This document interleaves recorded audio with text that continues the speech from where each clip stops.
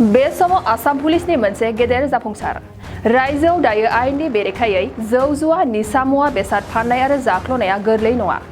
जेब्लानिफ्राय रायजोआव गिबि मन्थ्रि महरै डक्टर हिमन्त बिश्व शर्मा बिथाङा बिबान लादों अब्लानिफ्रायनो रायजोआव गोबां आयेननि बेरेखा खामानिखौ गोख्रोङै सिग्रोमबोगासिनो दङ। बेबायदिनो मैया हरनि समाव आसाम पुलिस आरो BSF नि जयेन्ट अपारेशननि गोख्रों सिग्रोमनायाव करिमगन्जआव दुथां सुबुंनि न'आव 9 केजि 46 ग्राम हेर'इन आरो गं 764 बक्सबो हमनो हादों। लोगोसे सासे दायनिगिरिखौबो खानो हायो।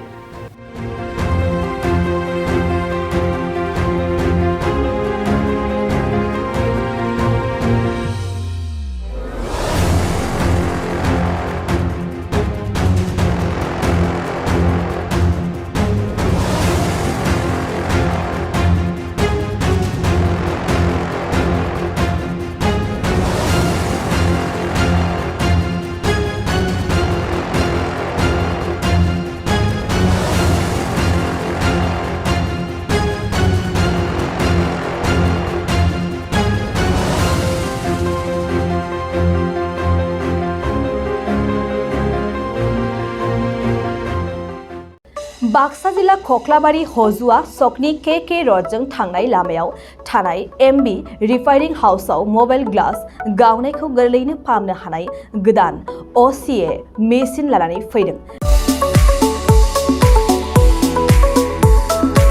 नोंथांमोना खम बेसेनावनो गावनि मबाइल ग्लास बायनायखौ MB रिफाइनिं हाउसआव फाहामनो हागोन।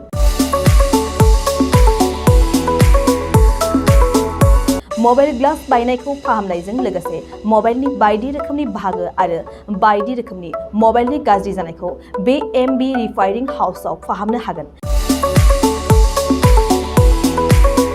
बायदि रोखोमनि mobile glass, mobile temper, mobile charge, headphone, pen drive, memory आरो mobile battery, computer, mouse, computer keyboard आरो मबाइलनि बायदि रोखोमनि बाहागोफोरखौ मोननो हागोन।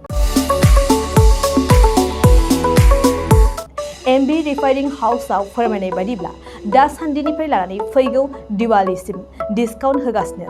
मख'नो गोनांदि MB रिफाइनिं हाउसआव गुबुन हादोर एबा भुटान हादरनिफ्राय माखासे सुबुंफोराबो बायदि रोखोमनि मबाइलफोरखौ फाहामथाय होफैयो।